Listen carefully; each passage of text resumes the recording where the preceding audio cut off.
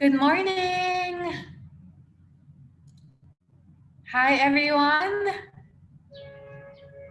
This is your webinar on competency-based interview techniques. It's nice to have you all here.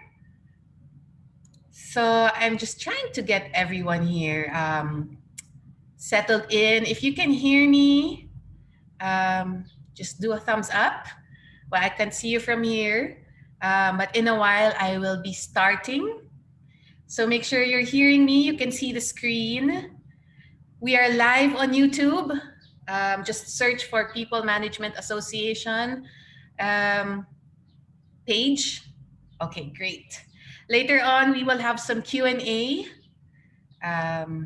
So you can just raise your hand also later on.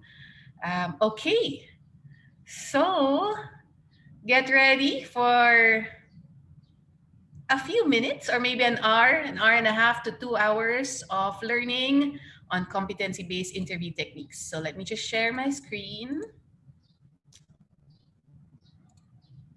So again, good morning. Magandang umaga, maayong adlaw. And for those who are not in Luzon, thank you for having me.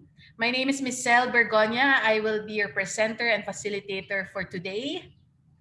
On behalf of the officers and board of trustees of People Management Association of the Philippines, 2020 PIMA President Luisa Mila Echeverria and Executive Director Rene Hner, we would like to welcome you today in today's webinar brought to you by the Asian Institute of Human Resource Management, the training arm of PIMA.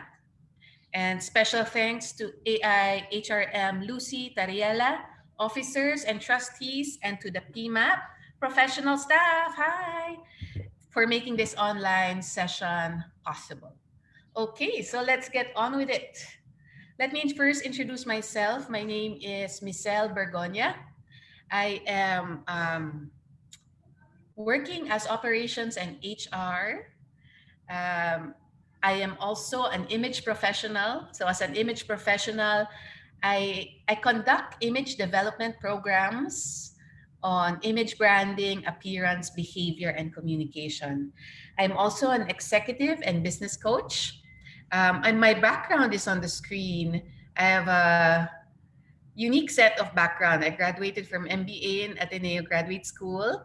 And if you've heard of ISO, I oversee our ISO in the office. So it's quite a lot on the plate, but it's okay. And above all, I think I'm a super mama. I have 3 kids, twin girls and a boy. And this is what I love to do. So today my topic is on competency-based interview techniques. And we will learn today some tools, no? How to prepare for a competency-based interview. What is it that we need to do to be able to conduct this well? Of course, first of all, we will figure out what is a competency-based interview and how different is it from what I would do usually. No? So this program is not only a skill preparation program, but it's also a mindset shift. No? Who among you already do interviews? Who among you already do interviews? Yeah. So just you can raise your hand or just yes, I can see some here chatting on the chat box there. Okay, wow. Okay, almost everyone is like me, yay. Okay, great. So we can all share our best practices, if not, and even a mindset shift, if that's even possible in the next 2 hours. What we want to do is just expose ourselves, no?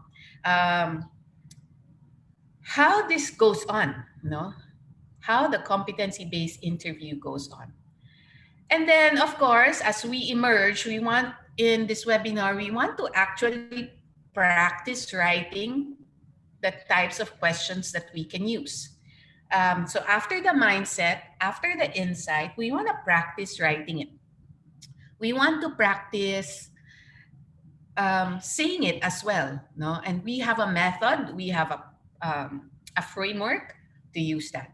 And of course, lastly, we want to be able to define what we can do next as soon as we are ready to go back to work, or who among you are actually conducting interviews online, virtual interviews? I'm sure some of you are doing this. Yes, I see Christine, Veronica, Leah, Nancy, Juan Joselito. So everyone, this is almost, I think, 90%. It's all coming in. Okay, great. Awesome. So we will start now our program. Settle in, and we will start in 3, 2, 1. Okay. Guess what? It is supposed to be the graduation season, isn't it? April. We are in the edge of April, coming into May. It was supposed to be like hats are flying off, no? Graduation season dapat ngayon. Um, Parties, graduation parties, ceremonies, fresh talent out there, eager to be interviewed. They've been practicing job interview etiquette right before they graduated. They've polished off and did their best graphic design possible for their resumes. However, as you know, times are different. We are in a different time. And this is what we see. This is what we see. I'm sure you've seen this out on the internet. Japan's robot graduation. We see tablets as their faces, but we still have the ceremony. So really, the game is changing. And what I'm saying is, if the game is changing, if there's a new normal, as we hear all over Zoom groups, all over speeches of different politicians and experts, how much have we also changed our interview style? You know? So if we see now this is a new norm, this is changing, recruitment, talent, job needs are also changing. How fast are we changing our techniques in looking for the right fit and the right match? No? So I'm speaking now to a group who have a good experience already of interviewing. So I am not going to details and basics some a little. So I jump into the program right away. Okay. Some say, I'm sure you know this guy, right? I mean, this was a year ago, Avengers Endgame. It was a year ago that we all packed the cinemas. Do you remember? Some were showing at 6 a.m. Do you remember this? Um, yes, Lourdes remembers this. This was a year ago, right? A year ago, yeah, Valerie says yes, she remembers. There was a movie. Yes, that's Thanos. You're right, Ephraim. Says some people actually say recruitment, HR in general, at the click of our hand, we can actually determine the fate of a person. Do you agree? Do you agree? At a click of our hand, just like Thanos. Yes, Carolina says she agrees. Yes, why? Because now we all have our platforms now for hiring and resume. Yes, agree. Everyone agrees. Yo, oh my gosh, we're like Thanos. At the click of our hand, it's either doom or we're like winning applicants. So with this click of the hand, what comes next? Is it doom or is it a perfect harmony, a good match? No. So what we want actually is to be able to use this privilege, this difficult task of looking at scouting your resumes, scanning your resumes, and being able to speak, have a dialogue with your candidates, and be able to bring out the best answers from them, and so that you can match it with the real needs that your company requires. And how do we actually do this? The interview is not actually just a selection activity, it's more like a strategic activity. It's a strategy because you have this huge plan, this corporate plan, and with this huge corporate plan, when you drill down, as you know, it drills down to people. And with this huge plan and this drilling down of people, you want to be able to match these two big plans. So interviewing is actually a strategic activity. A strategy is something wherein you have a program in place, you have methodology in place, you have technology in place, you have the right mix of talent and knowledge and skill in place to be able to achieve that big goal. So interviewing is actually the gatekeeper in your strategy. So think of it this way. If who here cooks? Does anyone cook? Does anyone cook? I'm sure you're all home best chefs now, no? At home? Yes. Me, I'm trying to be a chef, but I think the dishes don't want me to be a chef. Yes, yes, okay. Now, what is one thing? Let's say adobo, everyone's favorite. Adobo. Before you cook adobo, what must you have?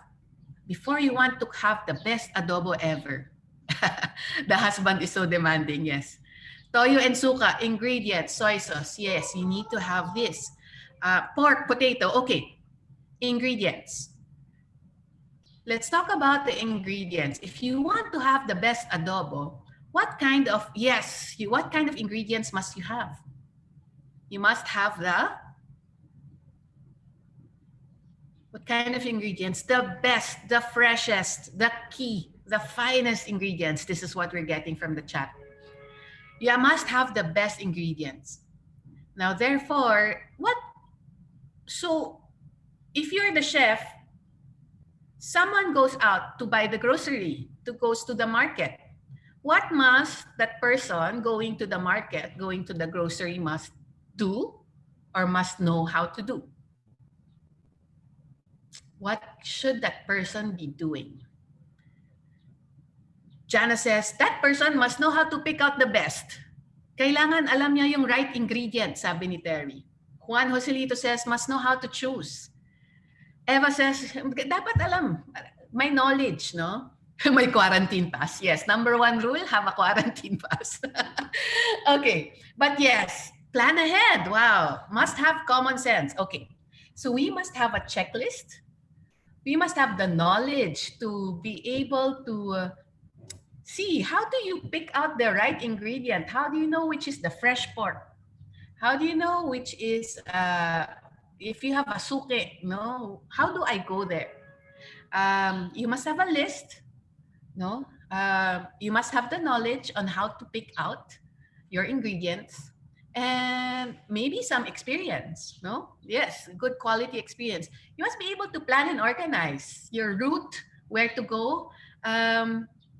So the interview, if in this whole adobo cooking process, where could it be? Is it in the cooking? Is it in the mixing of ingredients, or is it in the selecting of the ingredients? No? Yes, we are in the selecting.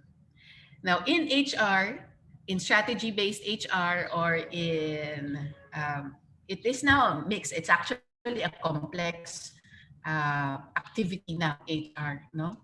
But for interview, we are in the selection process. We are in the finest ingredients. Now, there's a caveat. Someone is saying, what if we don't have now the exact pool of the finest ingredients?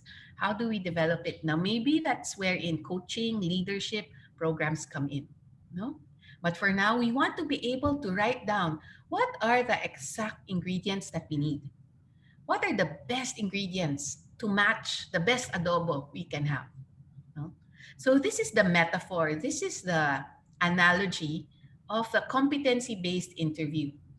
Now, if you say, okay, this is the brand, this particular soy sauce brand, because it has the right balance of tamis and alat, no? So you have those qualities. So in competency-based, you also want to have those qualities, no? And you must be able to determine it. No? And we'll find out throughout the process here. So in interviews, a lot have changed from a basic interview of calling each other on the phone to setting personal meetings, personal interviews in the office, up until um, online platform interviews. So I think the best move nowadays, and we'll talk about it later, that the next, if you're not already doing it, the platform that we can use is actually your online meeting platforms, no, for initial interviews. But how about competency-based interviews? Can you still do it online? What do you think? I think we can still do it, no? Yes, given all the video technology out there, yes. All we just need is the right structure for making the competency-based interview. So let's just go to the basics quickly. What is a competency-based interviews?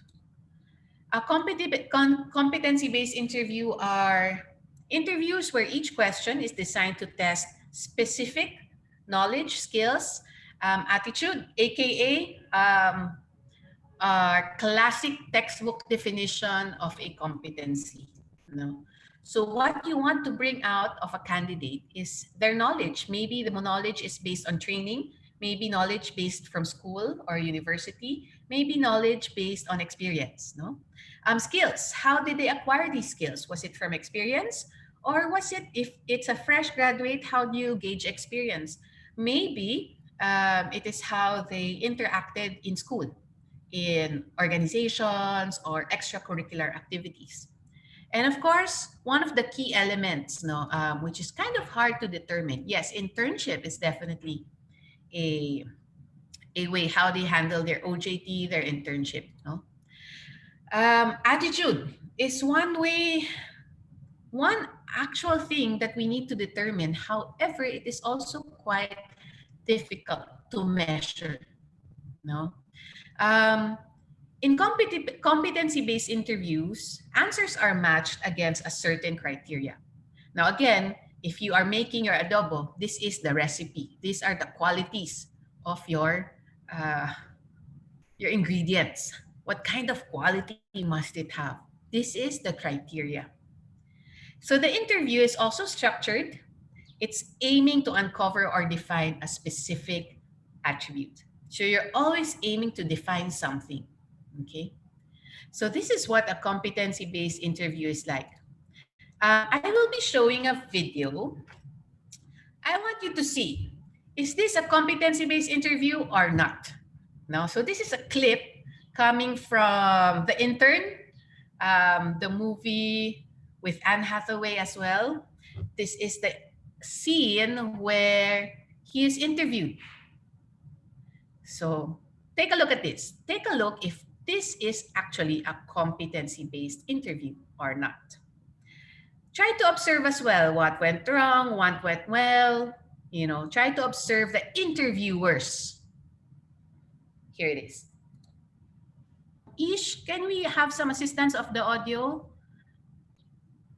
for the video? Yes, ma'am. For a while po.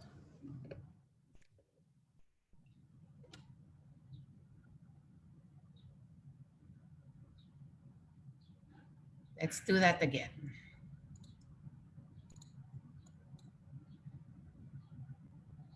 Can we try it again? Let's try again. Okay, let's try it again this time. It's going to be a couple of interviews today, Ben. We want to make sure that we both find the right fit. Business as usual is not really our motto, so we hope you have some fun here. This is the first time we're hiring senior interns, so some of our intern questions may not exactly fit your profile, but we're going to go for it anyway, okay? Fire away. Okay, good. Where'd you go to school? I went to Northwestern. Hey, my brother went to Northwestern. Probably not at the same time. Probably not. He graduated in 2009. Class of 65. Wow. What was your major? Do you remember? After Northwestern, you went on I to. went to work for Dex One. Okay, and they made. Phone books. I was in charge of overseeing the printing of the physical phone book. I did that for over 20 years. And before that, I was a VP of Sales and Advertising. So, do they still make phone books? I mean, doesn't everyone just Google numbers? I believe they do, but before Google, that was how you got it. Oh, no, yeah, I get it. So 40 years at the phone book company, that is amazing. Seriously. Okay, Benjamin. Now I'm gonna ask you one of our more telling questions for all of our interns. So I want you to this is the one to really think about, okay? And take your time. Where do you see yourself in 10 years? When I'm 80. Yeah, sure. Yeah, whatever. Wait, did not realize you were 70. That question just doesn't work for you, does it? Should we just scratch that one and just move on? It's your call, Justin. Okay, that one's gone. You look great, by the way. So great. And you're clearly more than qualified for the job. You're actually way overqualified. And we were so impressed. You had great interviews, great video. You nailed it, Ben. Congrats. You're an intern. Hey, I need. Okay, this is from the intern. So what do you think?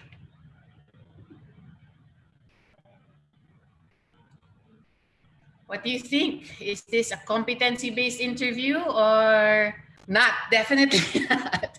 It's unstructured. No, definitely not. No. How was the feeling? What were the interviews thinking? Ish, I wonder if we can have some people speak into the group, if they can unmute or it's not available.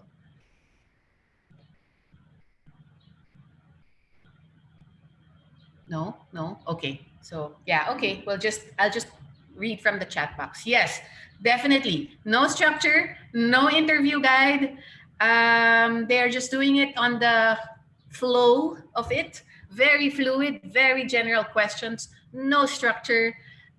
It's closer to a profiling or a screening interview. Yes, we are seeing a bias. Yeah, and you can see that there are personal reactions and emotions coming out from the interviewers. No, so sometimes it's definitely not strategic. It's not aligned and anchoring on anything. It's highly informal. But now, do you see this happening in a lot? Do you see this happening in a lot of organizations? Yes, we see this happening. In fact, sometimes maybe even in our own organization, we see some HR doing this or maybe some managers doing this. So how do we do it? How do we go about it? How do we, as recruitment officers or HR personnel, HR managers, recruitment managers, whatever your designation is in HR, how do we influence a better way of interviewing? No? This is what we will now to start talk about, because as you see, what did the interviewer, what was the, if you can observe, if you remember the observation, what was the interviewer doing?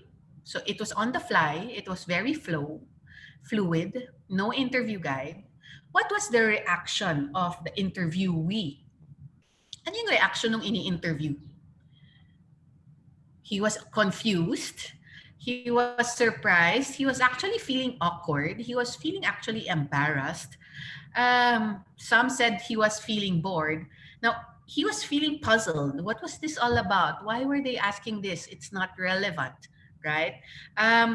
So if you put yourself in your candidate's shoes, this must be what they're feeling. And guess what? Isn't it oftentimes we hear that HR or even recruitment creates the first impression of your company? Have you heard of this saying? Yes. So it is really tough to build this interview technique. And it doesn't take just one person. It actually takes a lot more dynamic in the organization. So let me go back to my PowerPoint. For those asking, this was actually a clip from the intern, so you might want to Netflix this after this program. So here, it's exactly just like what you said. This is a traditional interview. This is not a competency-based interview. The traditional interview is very free flowing. It doesn't have a guide sheet. It doesn't have a structure. It's like just it's just like a coffee conversation. It is not aimed towards defining a specific competency. It is not a strategic activity. It's just basically getting to know you. It is very subjective. It creates an overall impression. Sorry, it's not measurable at all. It creates general questions, just like what you heard from the interviewers earlier. It really creates general questions, and this is the most difficult part. It is perception based, and as we know, perception creates a tricky part in the brain, no? And compared to a competency-based interview where it is highly structured. But but take note, no, in HR, we are doing it in a structure, but when we implement it, it's not like we're robots. No? It's not like, okay, tell me about this time, and then you're just doing it like one question after another. We don't ask one after another. No, it's just still a flow of conversation. However, it is towards a structure. Now, I think there is also a technique wherein somehow interviewing and a little bit of your coaching techniques will actually help, no, in skills development. Where this is where you want to define discovery. And the discovery that you want is the competency of the person, the experiences of a person, or the knowledge of a person. And you want to be able to match it with your own strategic competencies involved. It's behavior specific. You want to be able to squeeze out from the candidate what specific behavior have they done, have they experienced, and because of that behavior, what emerged. No, and again, it's kind of a linear formula, but I don't want to say it's a linear formula. It's from experience, the thoughts, the feelings from that experience, and then what emerged. No, and this is what you want to squeeze out. What emerged. No, it's evidence by experiences. And you won't be able to ask this if you are just using where did you go to school, or how long did you work in a certain company, what was your salary, what was your duties. No, so if you're just asking about what's in the written in the CV, then you might not be doing a competency based interview. So now the mind shift is we want to be able to discover this. In recruitment, it is really a conversation. However, the conversation is structured to have a definite discovery. And when this behavior emerges, we want to be able to match this emerging behavior or emerged behavior into the competencies that we want to match with the strategy of the company. And this is when the click is not doom, but the click is a positive click, right? Okay. By the way, we will have a Q&A later on after a few slides. A lot of times this happens when we ask in this cartoon, if you were flexible and then someone demonstrates and misinterprets, your candidate misinterprets and demonstrates leg lift. Now, if the question is not structured accordingly, we can get a mix of answers. And this is when an interview goes haywire. No? So what I'm trying to present are the possible things that can happen, which brings me to the first objective. What do we need to prepare? No, so that this doesn't happen, so that the leg lift and the leg extension does not happen when we ask a question. So what do we need to do? First, just like our preparation, we need to prepare our tools. Definitely a list of skills and competencies for the job. But how do you come up with a list of skills and competencies? This alone does not come from HR. This is a group think. This is an activity where you involve managers, where you um, involve not only the managers but the actual people who work in that area, in that specific field, because you may have a list in your head but in real life hindi pala siya katulad, no? um, so you want to be able to involve, you might want to have a small group meeting, a small group brainstorming, to discuss what are the actual things that are happening on the job, and what are the things that you actually need in the future. So it's not only present and past, but also in the future. Because when you want to hire, you want to be able to hire someone who can address the future needs of the department, or someone who is trainable for that need. No? Um, so you want this list. You want to be able, not in HR, you don't want to go back to your workstation and make your own JD. You want to be able to get the ingredients live in real life from your teams, your team members, your team leaders. No? After you've secured, you're updated. So I'm just saying it's an updated JD. You don't have to delete the whole JD and make a new one, but just update it, refresh it, refresh it. So when was the last time you actually refreshed your JDs? No?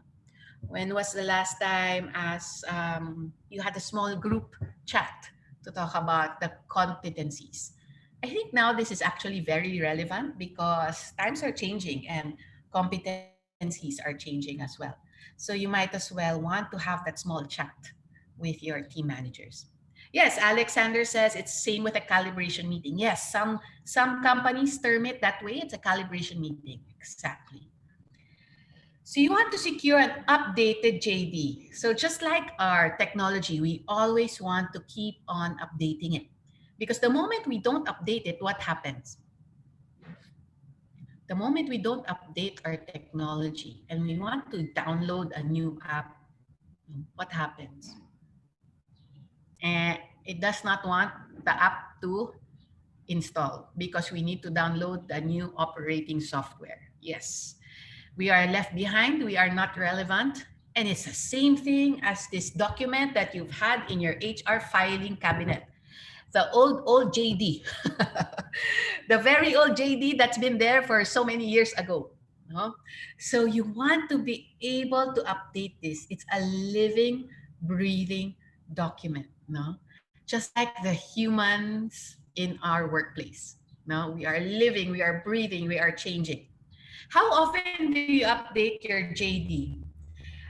This actually will depend on your company. How do you see your company moving? How do you see your strategy changing? How do you see the business environment changing? These are all factors in changing your JD as well. No? And you can only get this when you do that small group chat, that small interview, like what Alexander is saying, calibration meeting. No? So it's really a dynamic process. No, it's not just one click. I am gonna do my competency-based JD in 2 hours, 10 to 12, all by myself. It won't happen that way. Okay. So once you secure this updated JD, you can now jump into posting, activating your recruitment process. You usually have a job portal that you post on, or display ads, or you do your referral on your social media pages. You can start to do your initial interviews online. This is your get to know you interviews. But also, you have to prepare your criteria. No? And usually, we have a tool that we use from a balance scorecard. If you use this in your strategic planning, from the balance scorecard, you will be able to see what competencies I need from a specific set of people. No? And this criteria is what you can do. From this criteria, you want to be able to have positive and negative indicators. No? So what are the positive indicators? You want to be able to demonstrate an approach towards addressing problems. Now, the positive indicators are something like your criteria. No? So when you listen, and when we listen, of course, we mean active listening. We listen because we listen. We don't listen because we have an answer in our head or we have a bias in our head. We listen to listen. What are the positive indicators? It demonstrates a positive approach towards addressing problems. So when you ask a specific question, what answer you want to be able to hear or you want to be able to listen to is even if this candidate had problems or challenges in the past, you want to be able to see how was that person able to address the problem. Was it positively? Was it negatively? So you want that positive mindset to emerge. Also, when you ask a question, that the positive indicators of that answer would be a macro level of the situation. You want to be able the candidate to see from a bigger view, not just, oh, because I did this is what happened to me, and I felt bad. So if it's all because and that person doesn't see the system's view or the macro view, this may not be a positive indicator. So you want the candidate to be able to see the macro level of the situation. On the other hand, a positive indicator also can be is to recognize weakness and limitations. So if the candidate, the person throughout the interview discussion can state, oh, I saw that this was a weakness and this was my limitation. Again, you want to be able go back to the first bullet and hear what did that person do? What did the candidate do to address this weakness, this limitation? You want to be able to also see ability to negotiate and compromise. Yes, negotiating is not only negotiating price, but it's also negotiating team dynamics. No, it's also compromising. No, so it's not only with sales positions that you want to see negotiating. You want to see this happening in a lot of different roles. You want to see that they are willing to help when needed because, as you know, in an organization, we multitask. Now we have not only one hat, we have two hats, three hats. Now we have more than just one hat. So you want to be able to have that sense na willing siya tumulong, no? Or like what Diane is saying, yes, there's initiative, no? And of course, stress, knows how to deal with stress.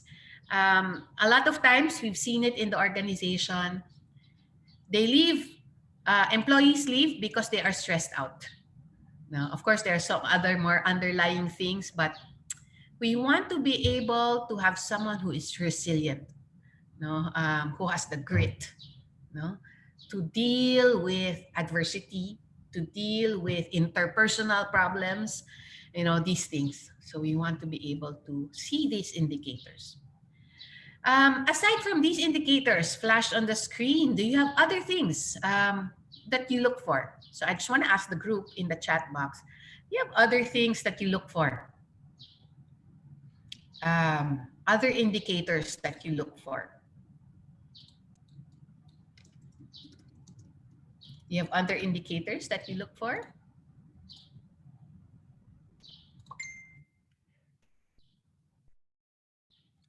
I will be sharing a Mentimeter. So let's see if you can try to access this. Let's see. I will put it in the chat box, the Mentimeter. All you need to do is copy and paste the link. So I just posted it there.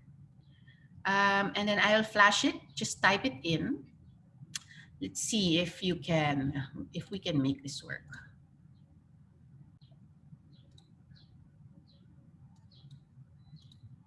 So what other indicators are there? So type it in again. So all you need to do is copy and paste to your browser. So there you go. Okay, we're seeing it now. Motivation, culture, yes.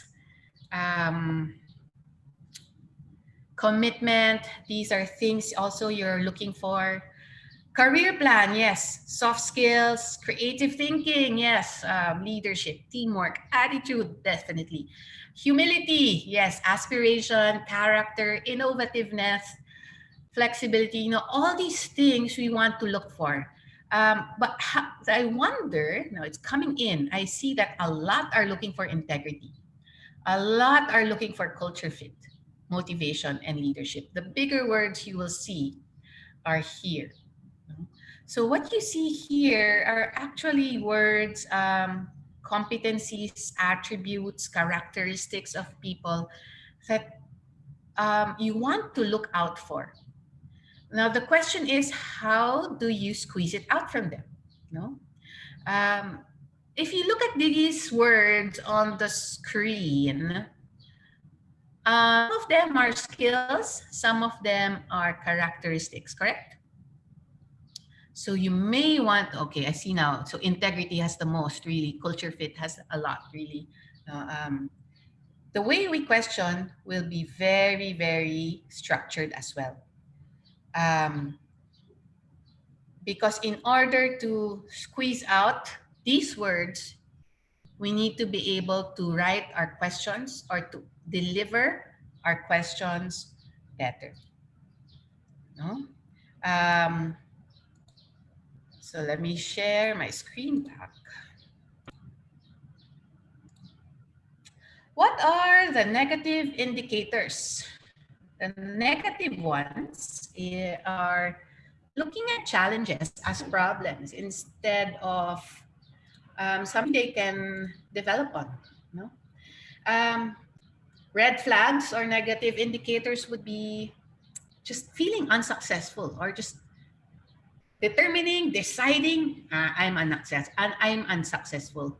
That person just really decided, I'm not going to do it. I'm just unsuccessful. No? You will hear the person is just giving up, impatient.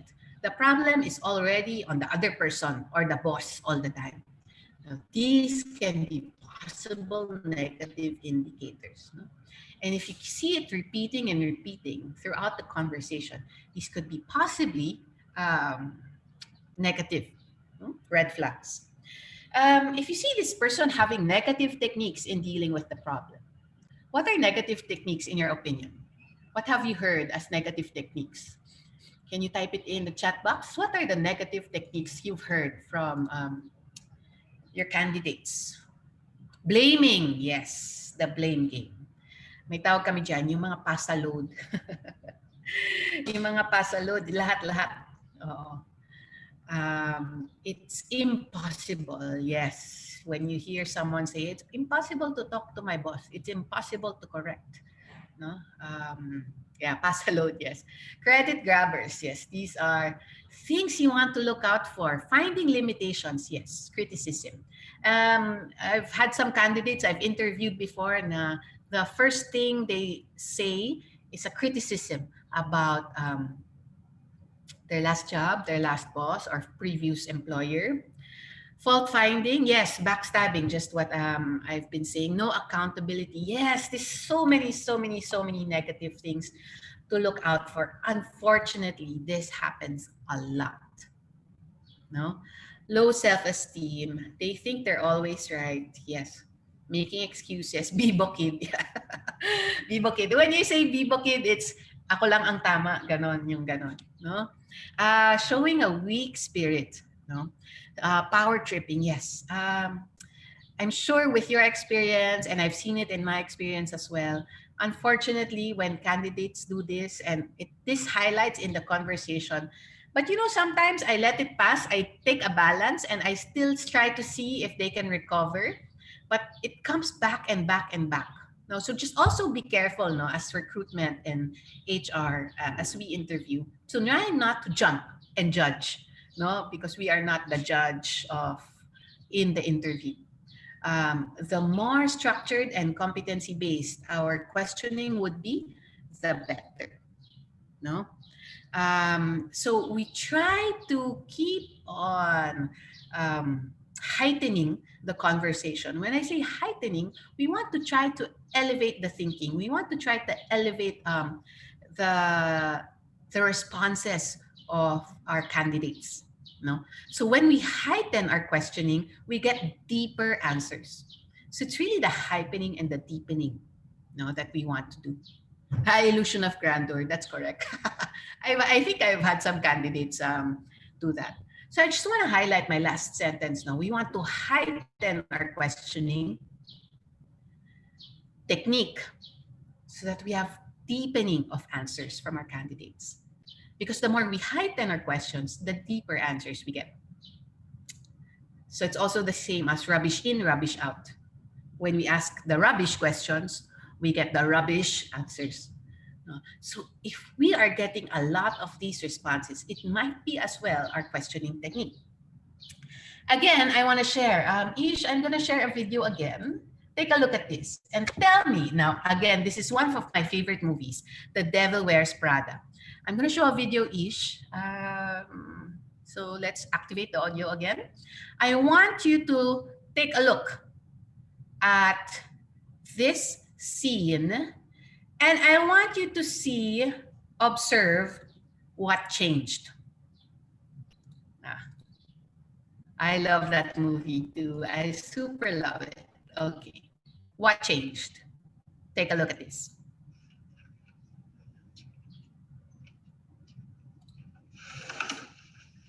Who are you? My name is Andy Sachs. I recently graduated from Northwestern University. What are you doing here? Well, I think I could do a good job as your assistant. And I came to New York to be a journalist and sent letters out everywhere. And then finally got a call from Elias Clark and met with Sherry up at Human Resources. And basically, it's this or Auto Universe. So you don't read Runway? No? And before today, you had never heard of me? No. And you have no style or sense of fashion? Well, I think that depends on what you're... No. That wasn't a question. I was editor-in-chief of the Daily Northwestern. I also won a national competition for college journalists with my series on the Janitors Union, which exposed the exploitation of...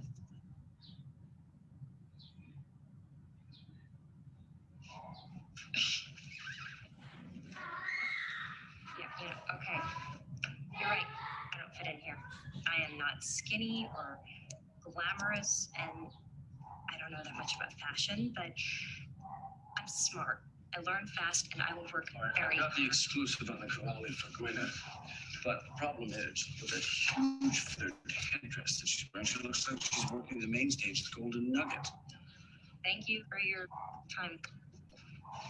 He's that sad little person. Are we doing a before and after piece I don't know about?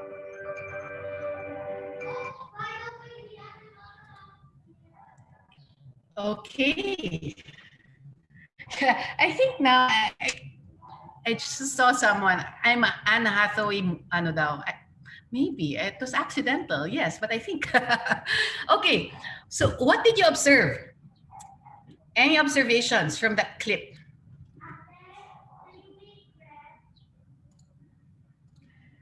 Any observations? Christina says Miranda's first impression of Andy is low based on her physical appearance and highlighted her skills. Andy highlighted her skills and competencies, which captured Miranda's attention. Yes.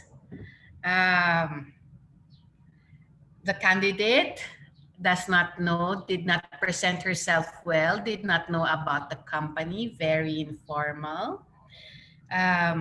The interviewer is challenging the interviewee. She's not even seated, yes.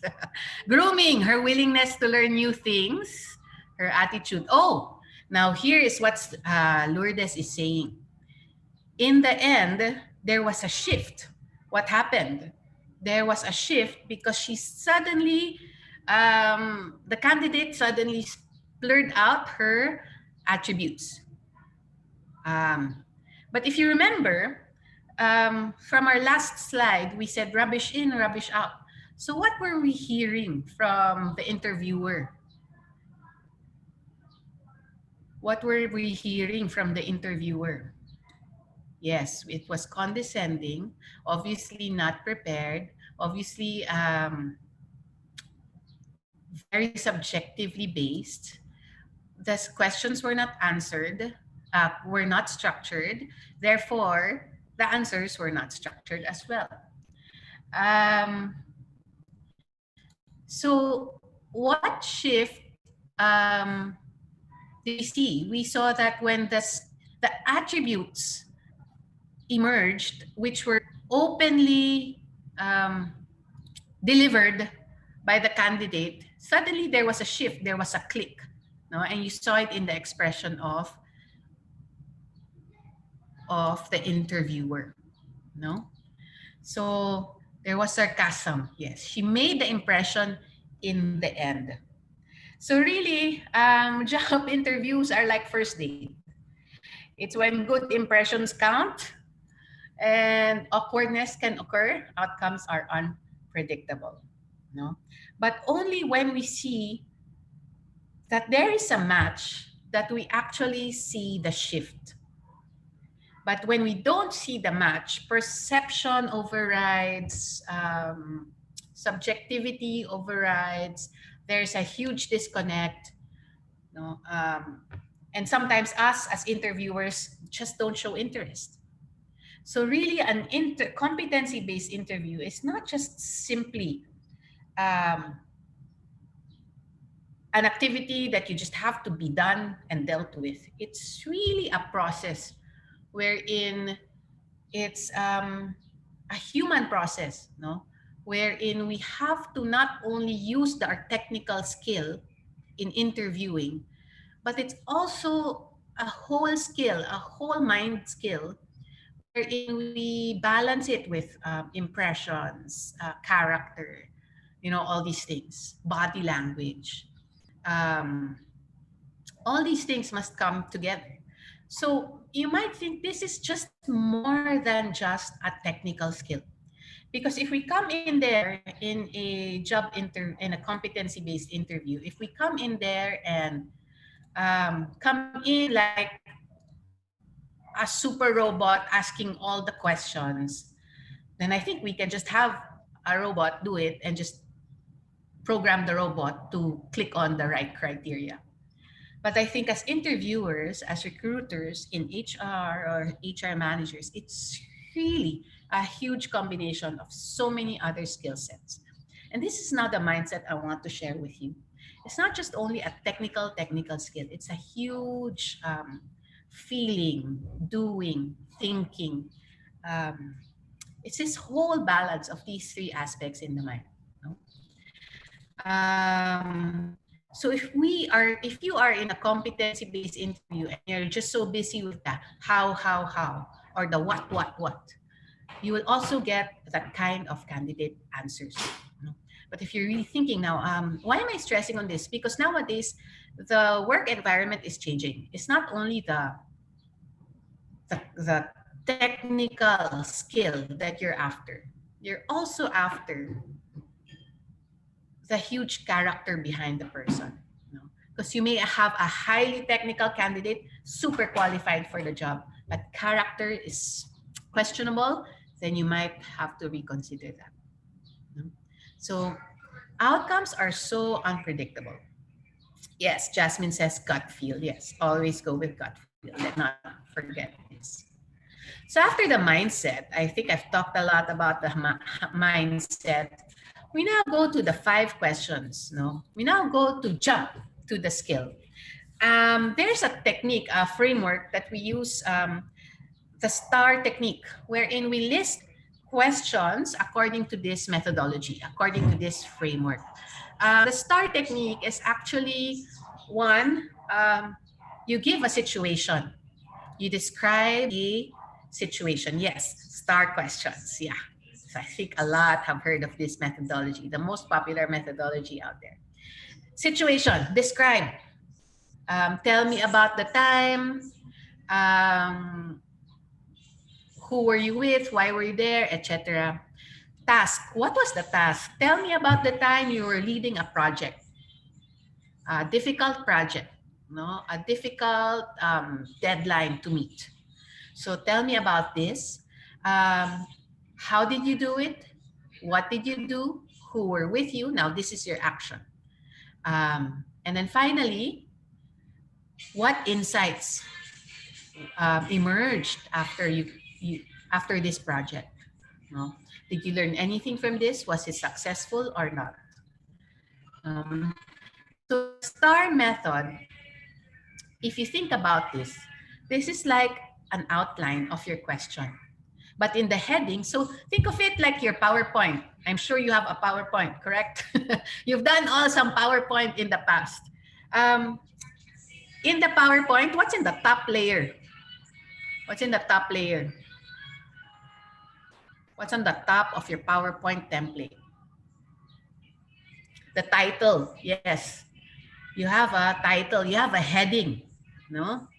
And in the heading, if you connect this to your STAR technique, what could the heading be? The heading, what could it be? We talked about it earlier. If you're gonna do the STAR technique, yes, Burns, you got it. I want to give you quarantine pass. Okay, Burns, yes, correct. It's your competency. Sarina, yes, it's your competency. The heading is your competency. Sometimes we just keep on asking, STAR technique, I know this, we ask STAR technique style.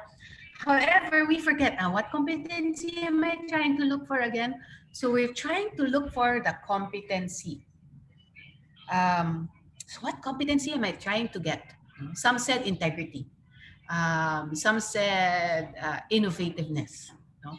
So you bullet point according to your STAR technique, a situation, a task, an action, and a result that will display innovativeness. No? So this is just like your bullet pointing in your PowerPoint. So the heading, think of it as your competency, and then your situation, your task, your action, your result will be your bullets. How do you want your candidate to display this innovativeness? What is it in your character, in your competency, in your heading that you want to match? No? So it's really this, now the STAR technique. So again, your situation will describe, tell me about this. When was the time? Can you tell me about the time that this happened? And then the task, tell me about the time that you were given a difficult task. How difficult was it for you? For the team, tell me about a specific time you encountered a difficult customer. No? Tell me about a specific time that you had to practice innovation for difficult concern. No? And then the action is, how did you do it? Did you do it with others? Did you do it on your own? Did you do it with a team? No? Why did you decide on that action? What made you decide on that action? So yes, someone said open-ended questions. Yes, we use open-ended questions. And as a result of this concern, what did you learn from it? What were your insights? Tell me about your learning experience. Tell me about how this contributed to your work. So this is definitely the STAR technique. And remember, for each competency, you want to be able to do the STAR technique. So here are other questions on the screen that are samples, no, using the STAR technique. Leadership, tell us about a situation where you had to get a team to improve its performance. What were the problems and how did you address them? Another one is describe a situation where you had to drive a team through change. How did you achieve this? I want you to take a look at the bullets on the screen and also under integrity. What would you do if your boss asked you to do something illegal? Tell me about a time when you showed integrity and professionalism. So just put in the chat box, what are positive indicators you want to see when your candidate answers these questions? What are positive indicators that you want to see or hear from your candidates? Bern says, yes, specific details. They want to see sincerity, honesty, flexibility, motivation, trustworthiness, decision making, risk taking, yes.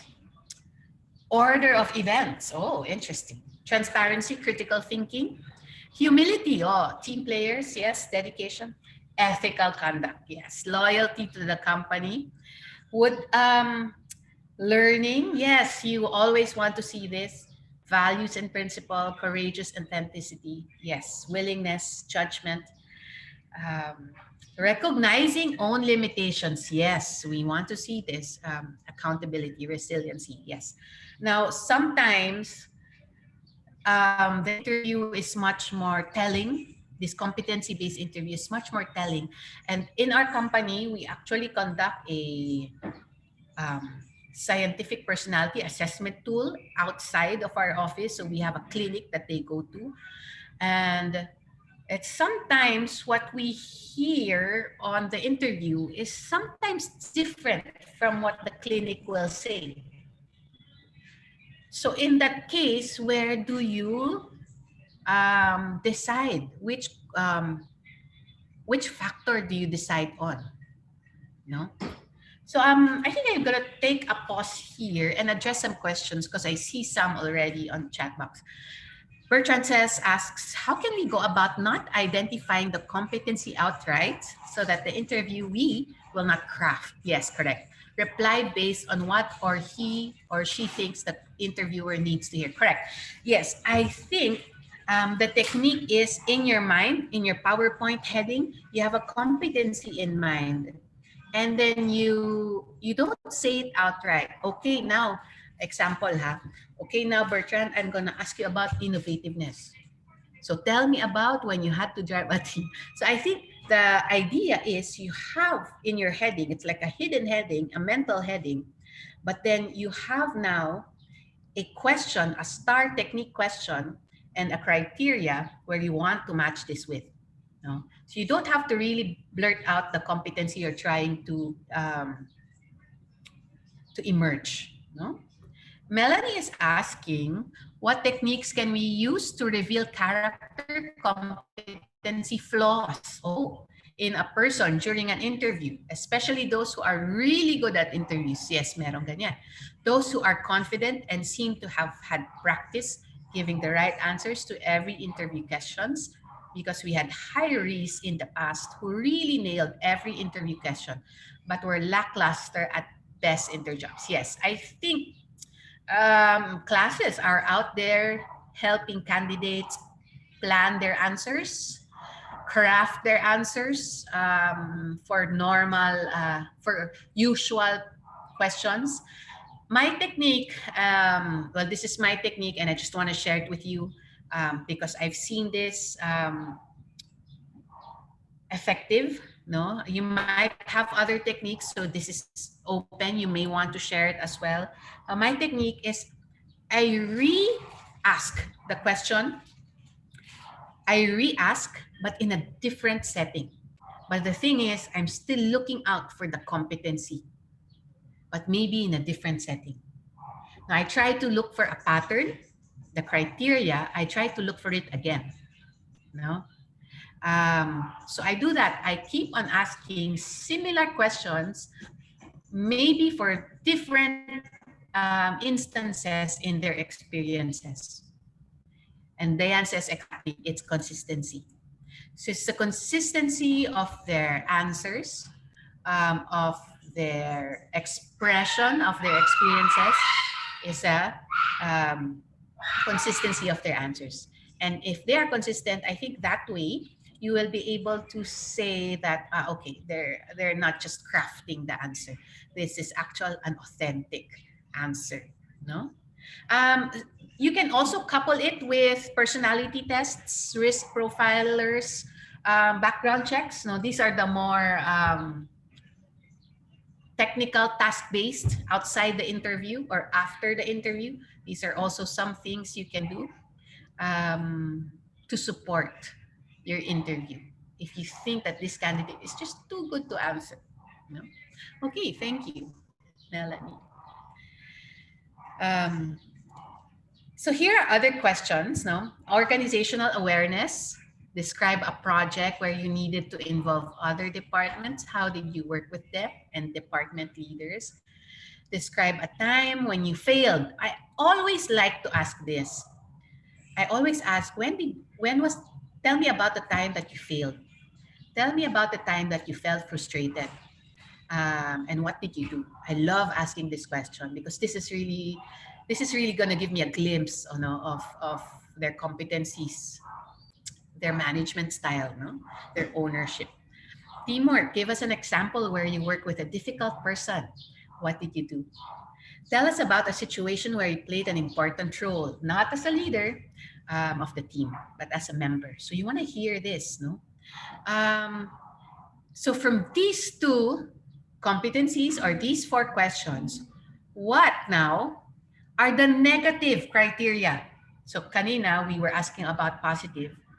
Here naman, ano yung mga red flags? What are the negative indicators? Let's see. You can type in the chat box again. What would be negative indicators? What would be red flags when they start to answer?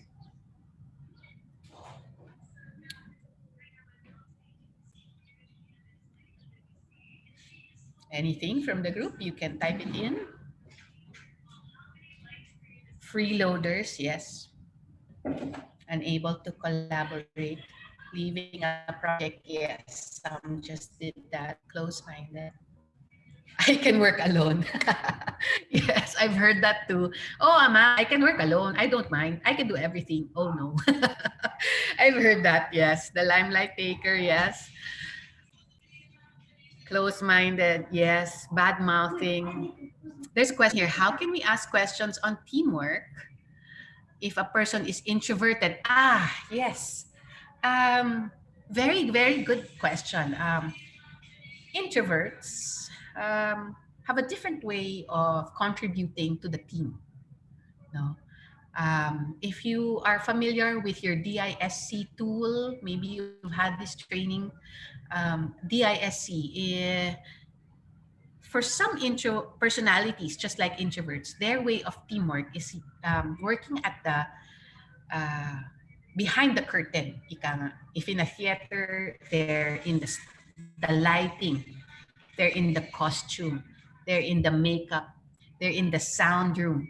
So they may not be the main actor, but at the back end of everything, they're there supporting, no, making things happen at backstage. So as an introvert, if you're interviewing an introvert, you may want to see this, no, because an introvert will tell you about details, will tell you about timetables, will tell you about an outline, no?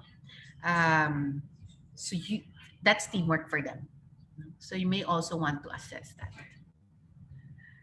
Like technical professionals, yes.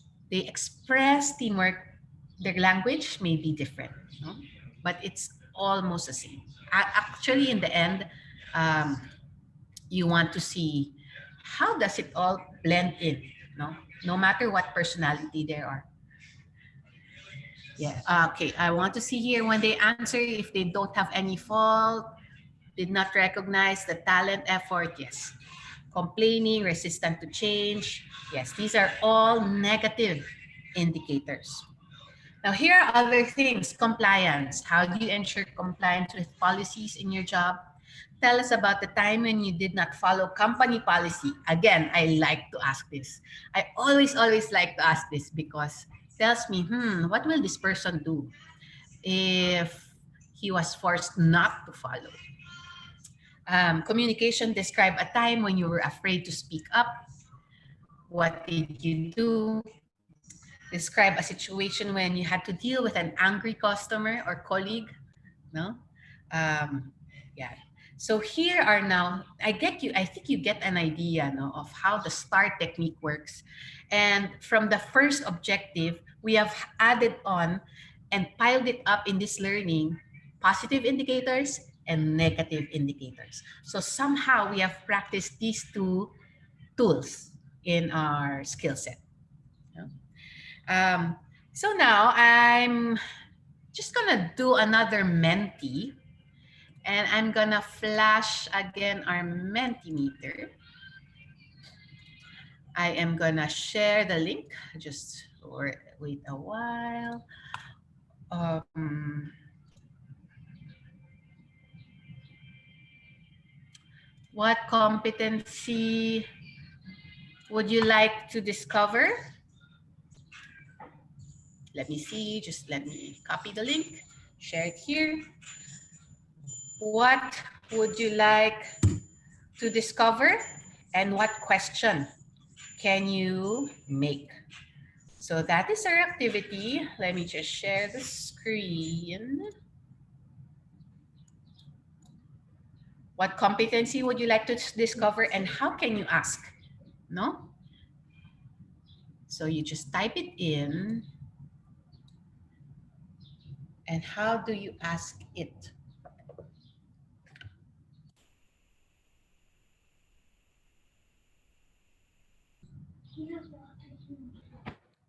Okay, so we have here, as we can see, thank you, Ish, for posting Mentimeter.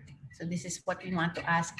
Now, if you can have some questions, if you want to try and make questions, can you try to type in a short question using the STAR method?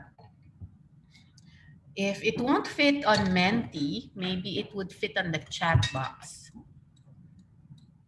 So you can just try and see what we have here. Now, the beauty of being able to do it here on Zoom is we can now see, oh, I think in our organization, we are not looking for, we are not really interviewing for a certain competency. So maybe I should start making questions for that. Here, adversity quotient. Here, let me see. Ooh. Tell me a situation wherein you were given a task that is unfamiliar. Ooh, what is happening? And unrealistic. How did you manage the difficulty of this task? Well done. Very, very good question. You have the situation, you have the task, no? You have the action, and you have the realization. No? So here, let's see other questions. Tell me about a time when your team leader asked you to do something not aligned to the company policy. Yes, really good. So we're practicing here the STAR technique, innovation. Tell us a situation where you introduce innovation, but the management is not quite agreeing on your proposal. Very, very nice question, because here you want to see, do they keep trying or do they just give up? Or do they reassess the situation and reintroduce this innovation? You know, this is what we need actually nowadays. Tell me about a very difficult situation. How did you handle it? So simple, so many things you will get out from this. No? So awesome, awesome, awesome. Any other questions? Here, I have in the chat box. Tell me when you got in conflict with your boss. Yes, yes, I like to ask that too. What did you do? What did you realize? Okay, yes. Yeah. Can you tell me a time you had conflict with your boss? How can you sell our product, and what can you recommend to improve after ECQ? Wow. Communication. How can you sell our product? And nice, nice. Okay. Please specify qualities of a company that you are looking for. If you see those qualities, you think you're gonna stay longer. Oh, tricky, tricky, tricky. Very nice. I think we're seeing a good practice here of questions. If I am your candidate, I would have difficulty with all these answering all difficult questions. But yes, this can really put in your heading your competency and then the STAR method. Okay, great. Thank you, thank you, thank you. What type of coworker you find it difficult to work with? And don't forget, no, if it has happened in the past, for their experience, what action did they do, and what realizations came out of that experience. So let me put the share screen back. Are you okay, guys? Okay, we are in the last objective. In objective 3,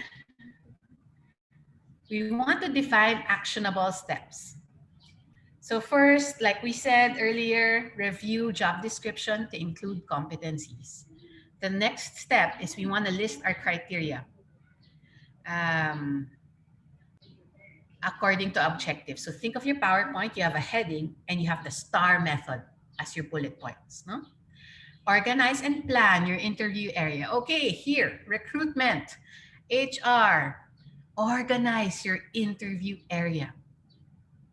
If you are a first time entering someone's house, what would be your thoughts when you enter someone's living room who is all messy, yung bali-baliktad lahat ng gamit, may mga basura doon, may mga nakatambak. What would you think of that? Yes, bad impression, unorganized. So you all have this well-done competency-based interview technique. However, your interview area does not communicate the same level of professionalism, then it may not be congruent. So yeah, it really is a reflection of bad. Okay, so it affects company branding. No? Sabi nga natin, ang HR, ang first impression ng company. So organize and plan your interview area. In my experience, a good interview area is somewhere there is, if it will allow a view of the outside, and try not to sit close to your candidate. Yes, a window, yes. In my experience, this is really good. Why? Because it gives the candidate, and you make the candidate face the interview. This is just a body language technique, because that makes them feel that, you know, they have some control, no? Because if you're inside, yes, like what Milbert is saying, it's like an aquarium, no? And you don't want that. No, and you don't want like an empty room, tas doon nakatambak lahat ng chairs na sira. You don't want that room. You don't want that room. No? And also, you want to plan an interview, especially if you're interviewing for executives. Maybe people in an executive search can relate to this. You want to match the profile of the person or the candidate to the setting as well. So you also want to give this kind of respect. No? It also creates that mood for the interview. No? The next step is you want to create your interview forms. If not create, if you already have one, update, modify. So again, it's updating, modifying. Display courtesy and respect and etiquette as an interviewer. A lot of times I've observed some interviewers and it feels like they are Sila yung in control. Yes, you are in control, but it does not mean you have to disrespect the candidate. No? Yes, start the interview on time. If you're falling behind schedule, you may want to go out and update the other candidates. I'm so sorry, we're just going behind time. Please wait a while. We will be with you soon. If you can't go out on your own, ask someone to do it. No? So you always want to display courtesy and respect. When you display courtesy and respect, once the candidate comes in, you also want to thank them. Thanks for coming. Thanks for your time. You know, some candidates actually really take an effort.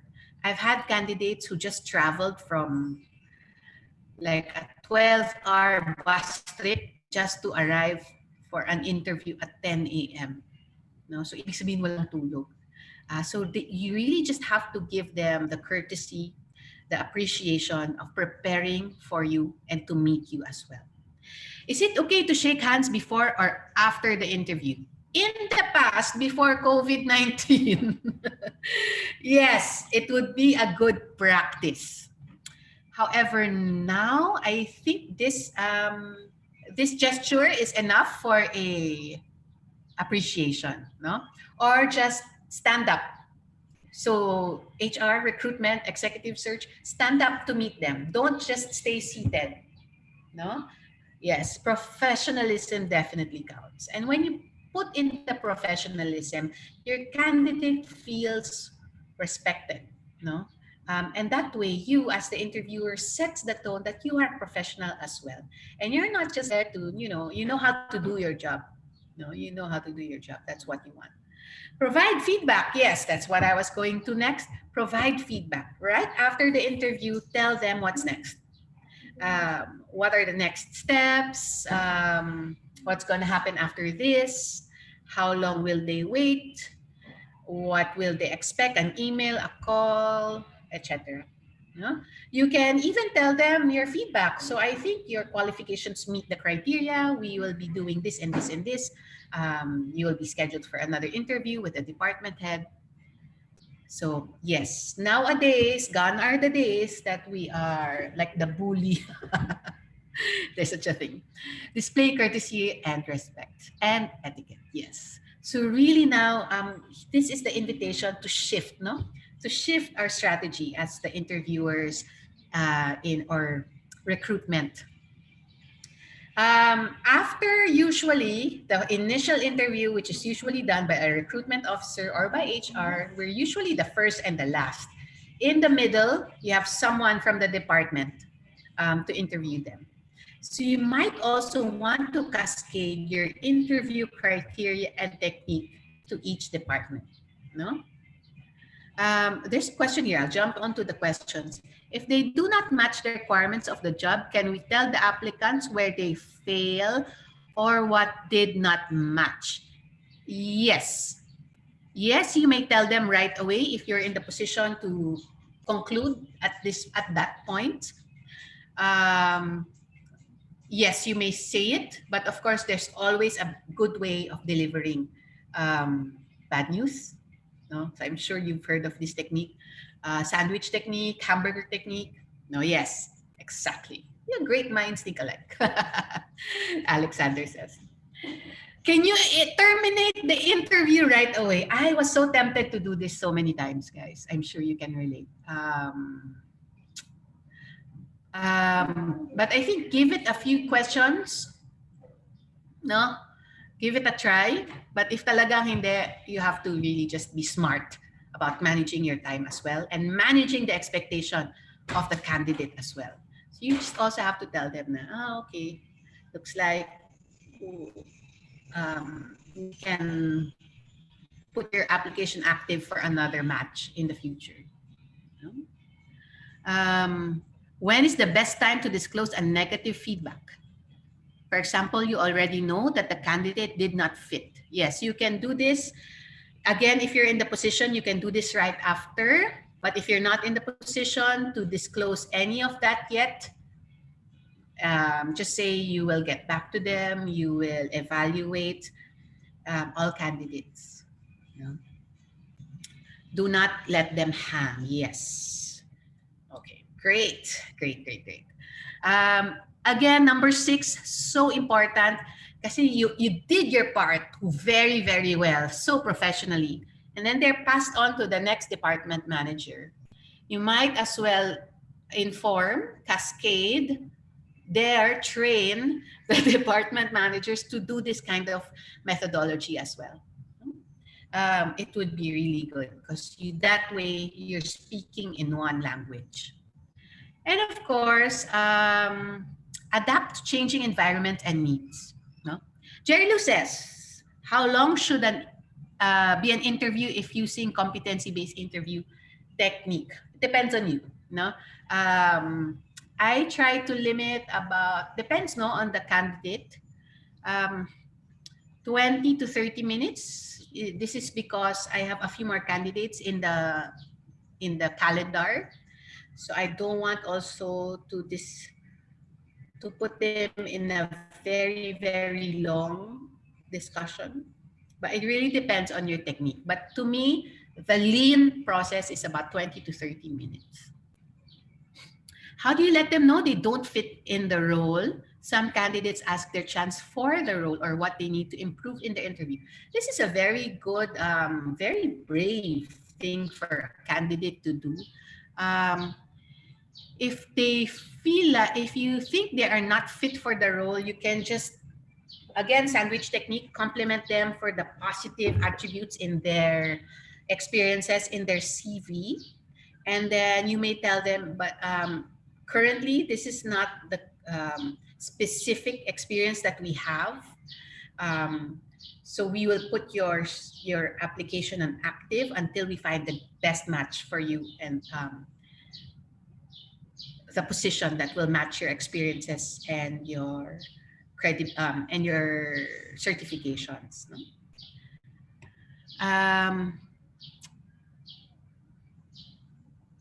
What do they need to improve? Yes, you can tell them if, again, you're in the position, if you think that's the last time you will see them. But if you will still pass them on, I will try not to tell them anything yet. No? What if in the beginning, you can feel the candidate is obsessed about compensation? Okay, madami din ganyan.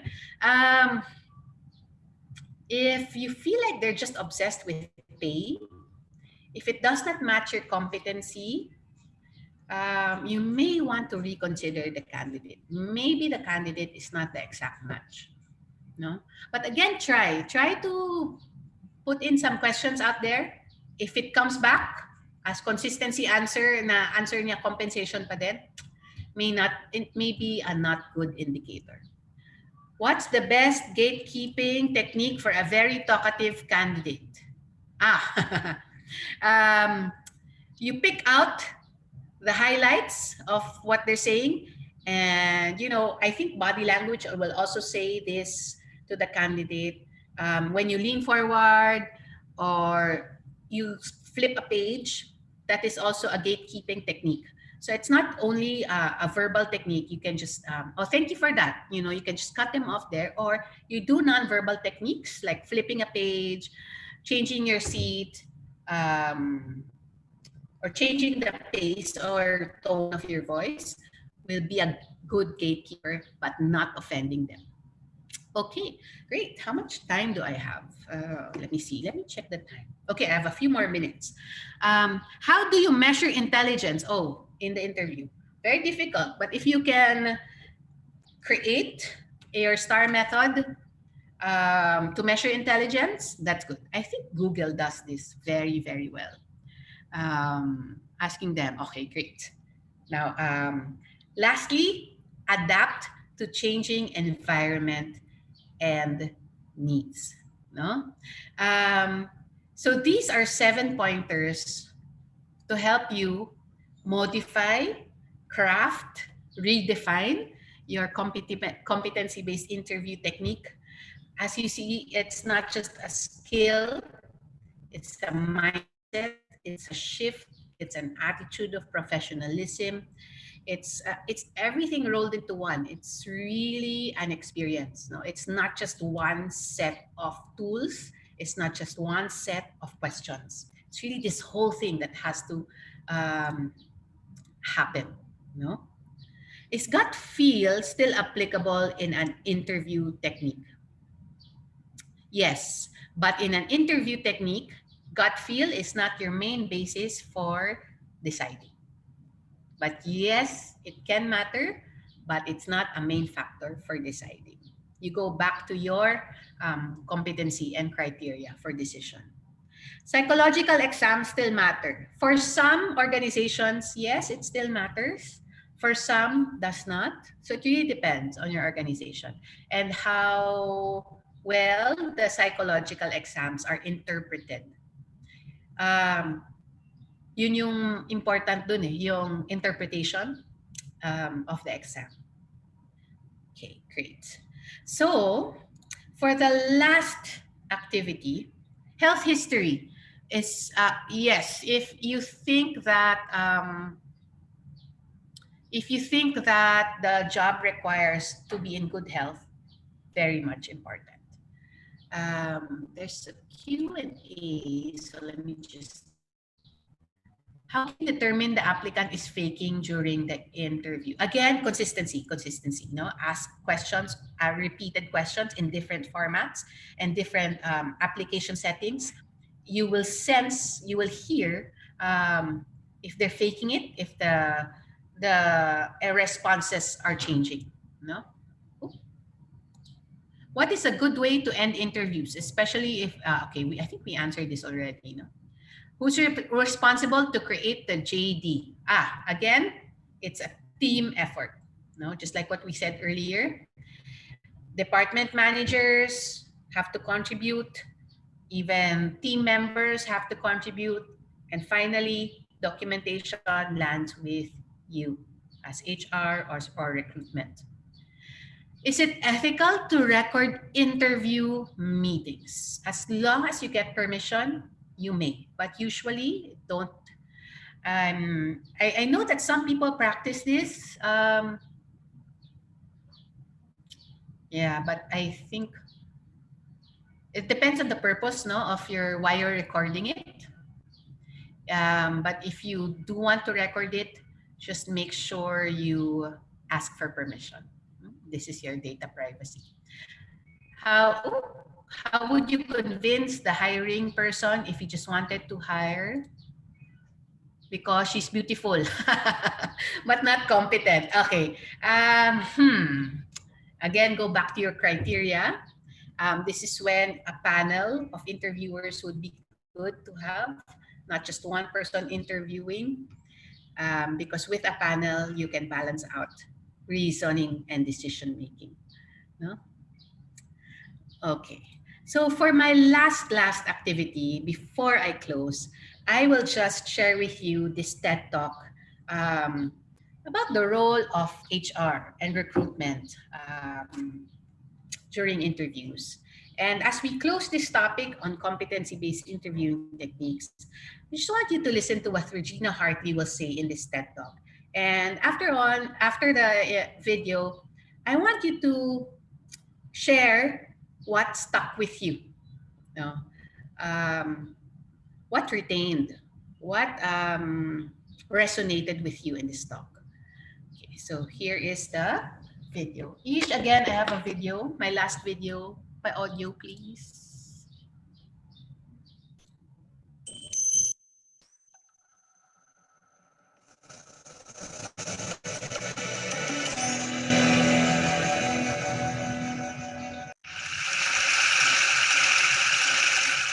Your company launches a search for an open position. The applications start rolling in and the qualified candidates are identified. Now, the choosing begins. Person A, Ivy League, 4.0, flawless resume, great recommendations, all the right stuff. Person B, state school, fair amount of job hopping, and odd jobs like cashier and singing waitress. But remember, both are qualified. So I ask you, who are you going to pick? My colleagues and I created very official terms to describe two distinct categories of candidates.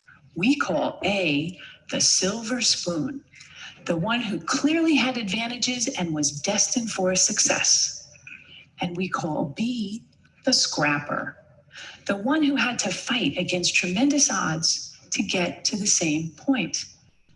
You just heard a human resources director refer to people as silver spoons and scrappers, which is not exactly politically correct and sounds a bit judgmental.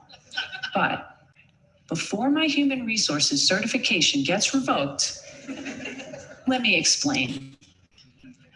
A resume tells a story, and over the years, I've learned something about people whose experiences read like a patchwork quilt that makes me stop and fully consider them before tossing their resumes away. A series of odd jobs may indicate inconsistency, lack of focus, unpredictability, or it may signal a committed struggle against obstacles. At the very least, the scrapper deserves an interview. To be clear, I don't hold anything against the silver spoon. Getting into and graduating from an elite university take a lot of hard work and sacrifice. But if your whole life has been engineered towards success, how will you handle the tough times? One person I hired felt that because he attended an elite university, there were certain assignments that were beneath him, like temporarily doing manual labor to better understand an operation. Eventually, he quit. But on the flip side, what happens when your whole life is destined for failure and you actually succeed? I want to urge you to interview the scrapper. I know a lot about this because I am a scrapper. Before I was born, my father was diagnosed with paranoid schizophrenia, and he couldn't hold a job in spite of his brilliance. Our lives were one part cuckoo's nest, one part awakenings, and one part a beautiful mind. I'm the fourth of 5 children raised by a single mother in a rough neighborhood in Brooklyn, New York. We never owned a home, a car, a washing machine, and for most of my childhood, we didn't even have a telephone. So I was highly motivated to understand the relationship between business success and scrappers because my life could easily have turned out very differently. As I met successful business people and read profiles of high-powered leaders, I noticed some commonality. Many of them had experienced early hardships, anywhere from poverty, abandonment, death of a parent while young, to learning disabilities, alcoholism, and violence.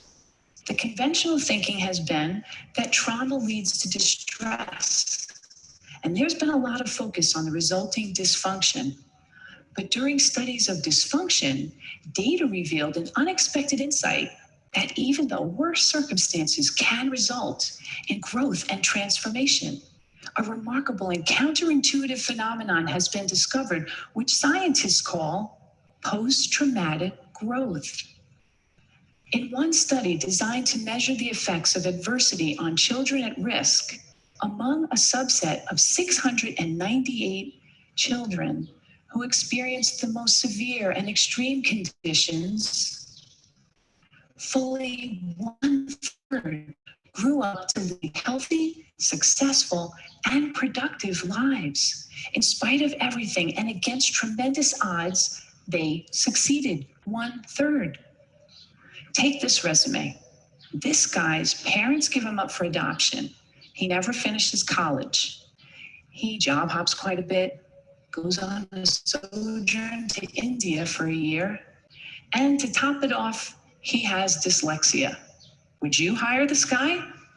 His name is Steve Jobs.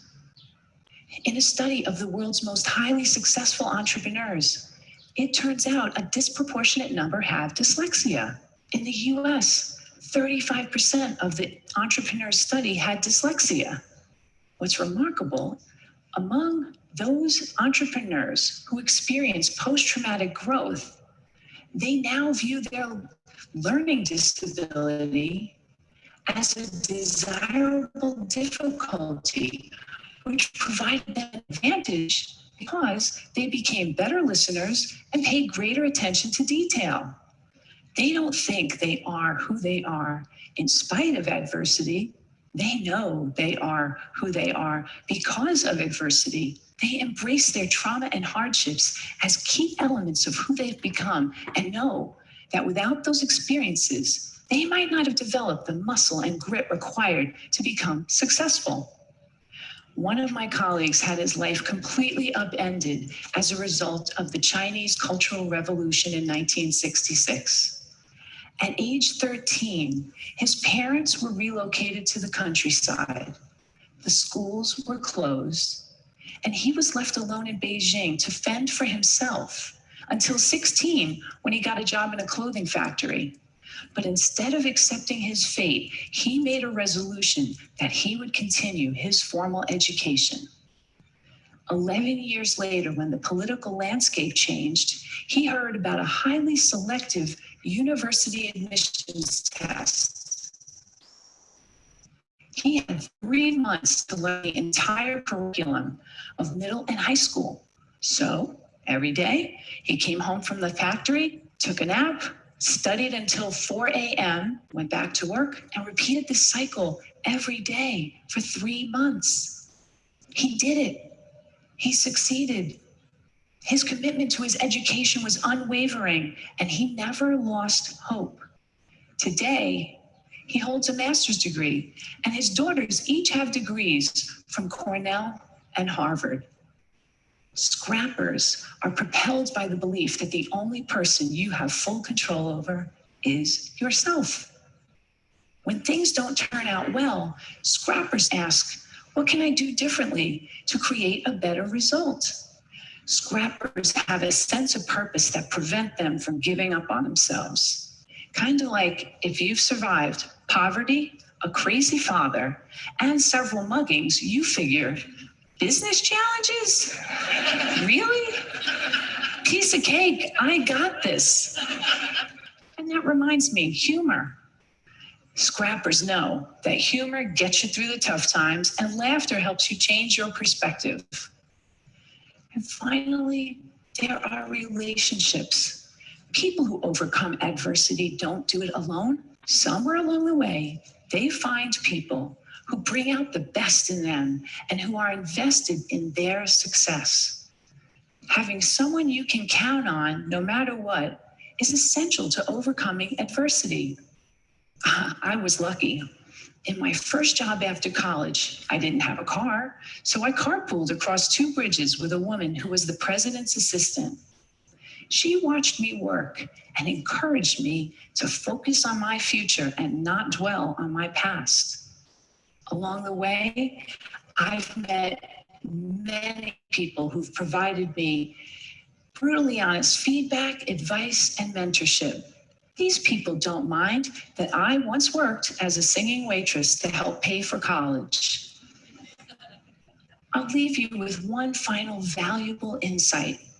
Companies that are committed to diversity and inclusive practices tend to support scrappers and outperform their peers. According to Diversity Inc., a study of their top 50 companies for diversity outperformed the S&P 500 by 25%. So, back to my original question. Who are you going to bet on? Silver spoon or scrapper? I say, choose the underestimated contender whose secret weapons are passion and purpose. Hire the scrapper.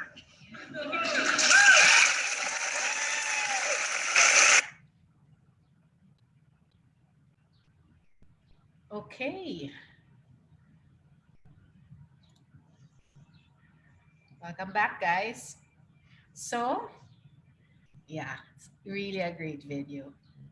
So before I close the class, I just want to hear what resonated with you in that video.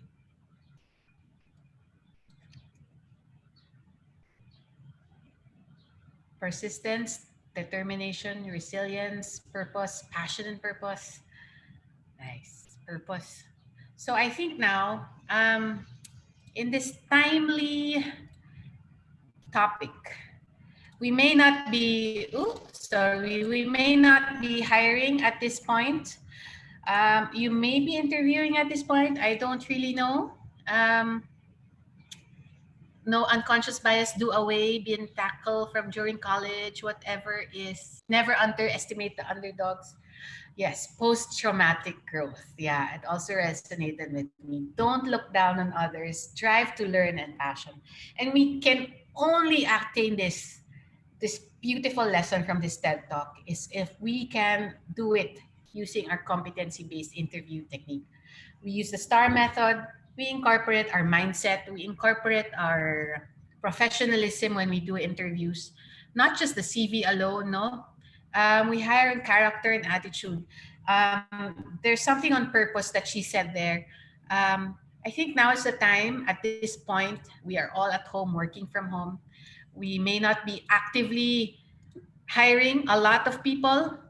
Um, we may be interviewing a few here and there on our online platforms. But the purpose now of this break from the office as we work from home is to reassess, no? Redefine. What are the core values we're looking for? What are the competencies we're looking for? In this crisis we have now, what is the post-traumatic growth we're looking for as we heard it? So here displayed on the screen, we may want to look for agility, creative. Creative is different from creativity, grit, resilience, and even humor. These are things we want to look for as we heard in this TED Talk. Um, Marie, thank you. Marie Beatrix, thank you for your input. This is really important. Attitude and determination, still important rather than qualifications, educational attainment, right? Absolutely. So awesome. These are things now we want to redefine now. And we can only get this when we get our competency-based interview. Again, we are in a crisis, but there's always a post-log. Sabi nga ni Seth Godin's another one of my idols. Seth Godin says, after the post-log, after the financial crisis, um, Facebook arrived, Amazon arrived. So it's always after a crisis that something beautiful and living comes out. So now is the time to polish this skill, to polish your HR competencies you have stored in the cabinet for so long. Reassess, redefine the purpose. What is it out there? No? And how can this competency-based interview technique help in discovering all these things that we want to discover about the candidate? So I'm just putting a purpose, no, into this topic.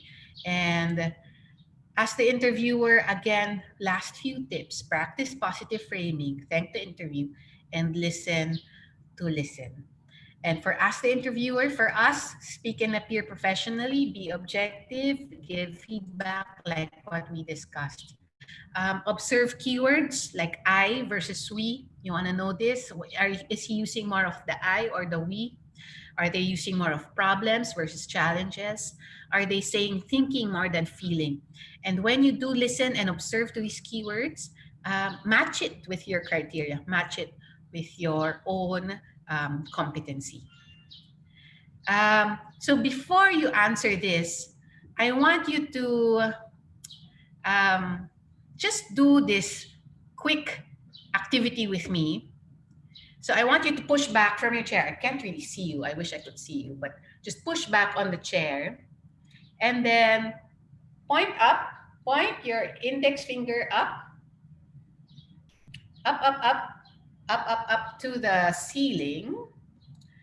And then I want you to point up and circle around like you have a clock.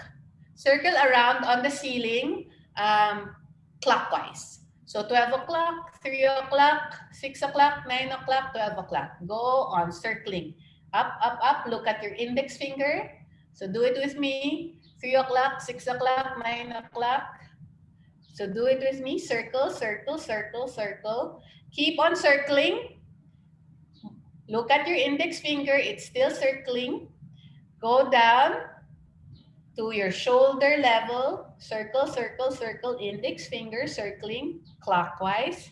Now go down below the shoulder. Below the shoulder. And now look. Is it still clockwise? Is it still clockwise? Your hand? Or is it now, what motion is it going at? If you're looking at your hand.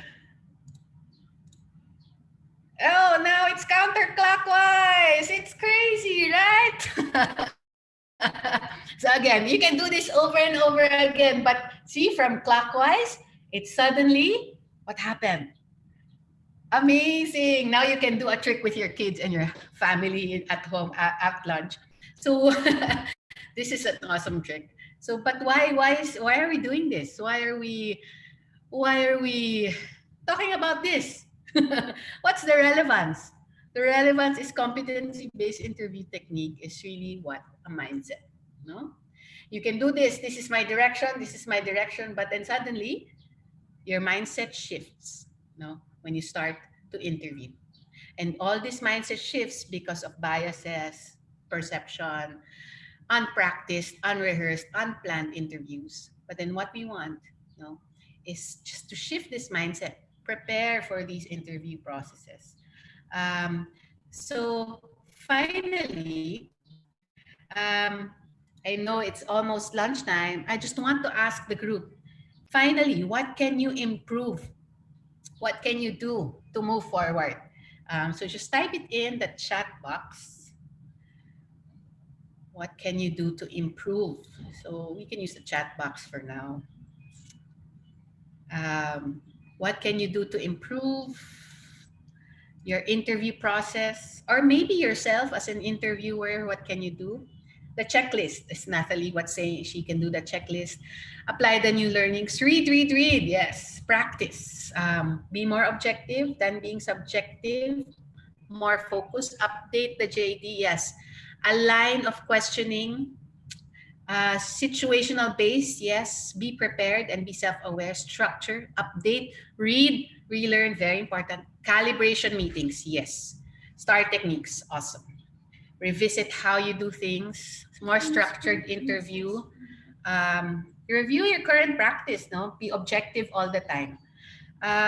Strategic planning, yes. If we did this like a last quarter last year, but suddenly our strategy plan is now almost completely changed because of what we're having right now. Okay, so awesome. So almost so many learnings out there. Positive framing, yes. So really now is the time to review, reassess, redesign, repurpose everything, not only your interview process, but everything from strategy down. No? So finally, I think we have accomplished our objectives for today, and I think even a lot more. Thank you to your input.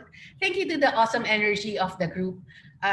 We've prepared tools for competency-based interview. We've discussed this a lot. We've listed 5 questions at least, and we have more questions that we practiced on, and we've defined actionable steps. So it was an awesome 2 hours with you. Thank you, PMAP. Thank you, everyone, for coming in. I really enjoyed the last 2 hours. Oh, Alphamart, hello. Thank you for coming. Thank you so much. I had fun. So, hindi na tayo Thanos. We are now Oprah. Everyone is the keeper of a dream, according to Oprah Winfrey. So everyone here on HR in recruitment, you are a keeper of someone's dream. No? So instead of Thanos, click, you are now a keeper of a dream. No doom. So thank you, everyone. Stay healthy, stay well. Let's connect. Email me if you have more questions.